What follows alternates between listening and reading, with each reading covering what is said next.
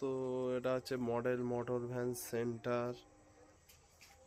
এখানে আপনারা দেখতে পাবেন বাইকের হ্যান্ডিক্যাপ কাজ হচ্ছে, প্লাস ইঞ্জিনের কাজ হচ্ছে, স্কুলে ইঞ্জিনের কাজ করা হচ্ছে।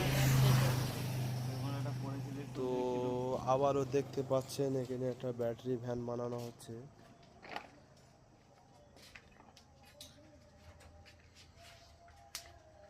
তো বাইকের ইঞ্জিনের কাজ হচ্ছে।